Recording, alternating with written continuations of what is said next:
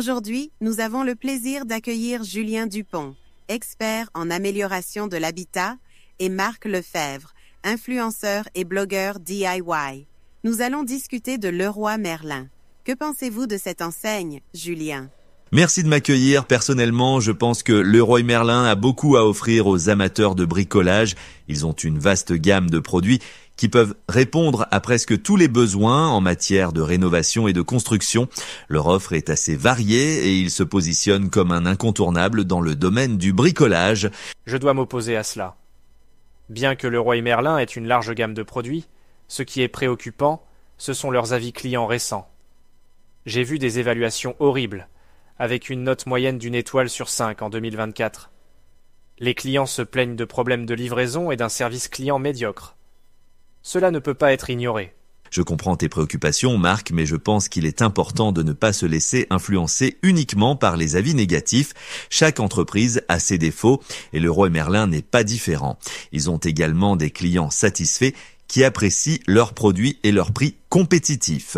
De plus, ce genre de problème peut arriver à n'importe quel détaillant, surtout avec la demande croissante. Mais Julien, les problèmes de livraison et de service client ne sont pas des détails négligeables.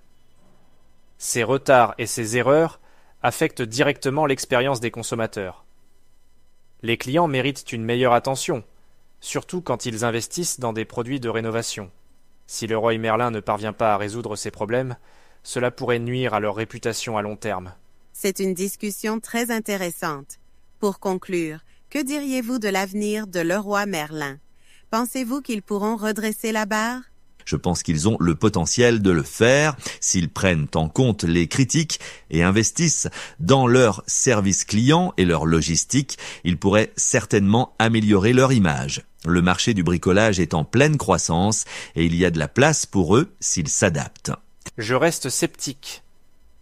Les entreprises qui ne prennent pas au sérieux les retours de leurs clients risquent de perdre leur clientèle. Leroy Merlin doit vraiment agir rapidement pour regagner la confiance de ses clients. Sinon, il pourrait être laissé pour compte dans un secteur compétitif. Merci à vous deux pour cette discussion enrichissante. C'est un sujet qui mérite d'être suivi de près.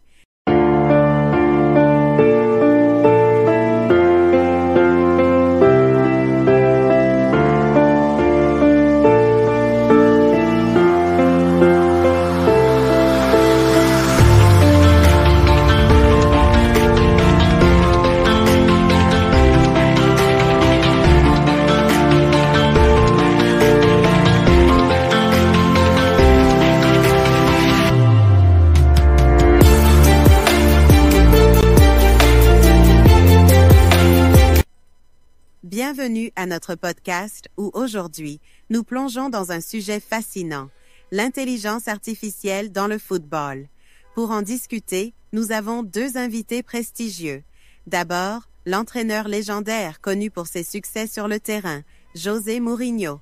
Merci Mia, c'est un plaisir d'être ici. Je suis impatient de discuter de la manière dont le football peut rester un sport humain malgré l'émergence de l'intelligence artificielle. Et notre deuxième invité est Sam Altman, le PDG d'OpenAI, qui est à la pointe des développements en intelligence artificielle. Bienvenue Sam. Merci Mia. J'aime discuter de l'IA et des possibilités qu'elle peut apporter au football, comme l'analyse des performances des joueurs et des stratégies. Sam, ce que tu dis est intéressant, mais je pense que le football est un sport trop passionnant et imprévisible pour être entièrement analysé par des machines. Les émotions, l'intuition des entraîneurs et des joueurs sont irremplaçables. Je comprends ton point de vue, mais l'IA peut offrir des insights que l'œil humain ne peut pas voir.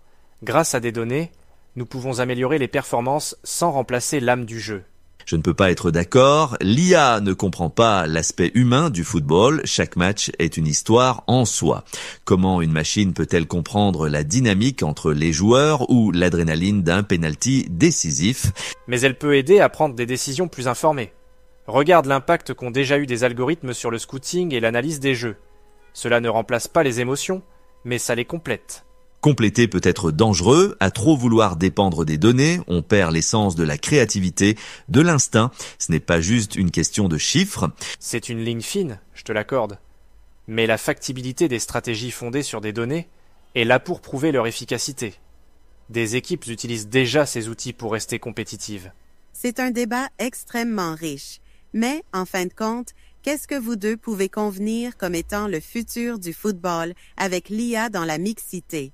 Je dirais que le futur doit intégrer l'IA, mais l'humain doit toujours garder le contrôle.